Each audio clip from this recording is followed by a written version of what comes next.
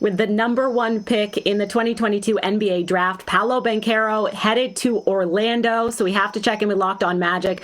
Philip Rossman-Reich here with us. Now, we thought we had it all figured out before the draft started, but late rumors coming out, and now Paolo is the #1 pick. So what was your immediate reaction? Yeah, obviously it was really surprising. I thought the Magic were pretty locked in on Jabari Smith. There were a lot of rumors going around here in Orlando that the Magic weren't even able to get Paolo Banchero in for a workout, and it just didn't seem like they were getting all the information that they needed. We know Jeff Waltman really likes to have a lot of information to make a decision, but he's one that plays things very, very close to the vest, so it shouldn't have been completely surprising that he'd catch everyone by surprise. This is obviously a guy that I was really high on before I was sitting in the chair. Maybe got a little nervous, but ultimately Paolo Banchero is a fantastic pick for this team.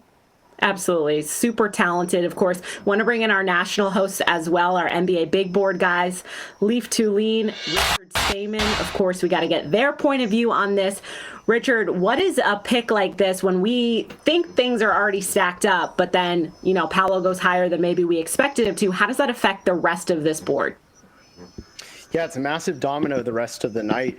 And, you look at what Paolo does, I think the Magic might have just got their franchise changer. That's what every team at the top three was looking for. Paolo was in play really hard for the Houston Rockets. So now they're forced to go to another direction, and really shapes up the whole night just from this one domino of a smokescreen. Philip, when you look at the current roster that the Magic have, obviously they have a ton of young talent, but adding someone like Paolo, what do you think he's going to be able to do right out of the gate, and what do you think he'll be able to add to this team?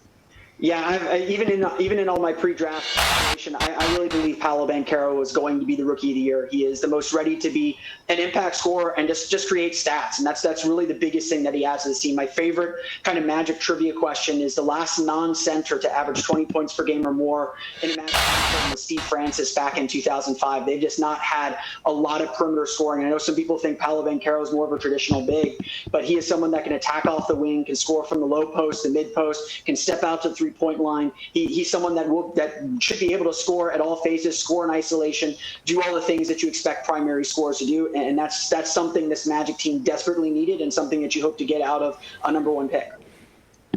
Leaf, nationally, when you look at the Magic, obviously they haven't had a ton of success as of late, but of course they have a lot of young talent on this team. So kind of going forward, how do you see the team developing, and will this be something where maybe veterans will want to come play with these younger players?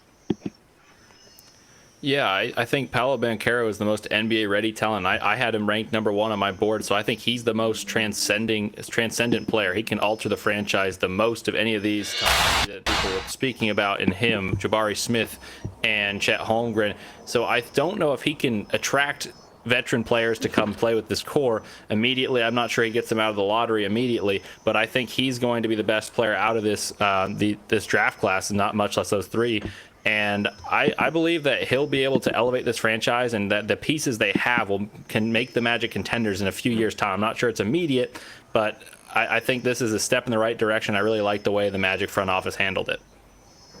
And Philip, just one more thing. I mean, obviously we want to see what Paolo's able to do when he joins this team, but what are some other additions? Is there some roster moves that need to go along with this so that Orlando can really benefit from having this kind of talent on their squad?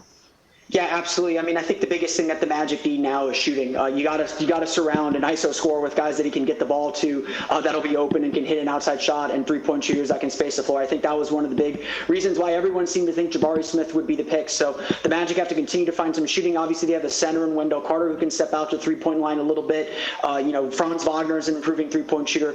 Adding some more shooting will make everyone's life easier, and that's got to be the focus now. The team should feel like it can have a pretty good defense moving forward. Now they got to find the offense to go with it. We're only one pick in. We've already got a bunch of drama happening so far in this draft. We do want to see a little bit more about what we saw Paolo Banchero obviously at Duke, but just to get a little bit more perspective of what he brings to an NBA team, we're going to check in with Locked On Blue Devils. JJ Jackson has more. Forward, Duke University. Paolo Banchero was one of the most dynamic players in all of college basketball last season. I'm JJ Jackson, the host of Locked On Blue Devils. Banchero helped lead Duke to the Blue Devils' first outright ACC regular season title since 2006. His toughness, strength, offensive versatility, including the ability to get all the way to the rim, have the NBA thrilled about another Duke player entering the league. Paolo Banchero, Duke University.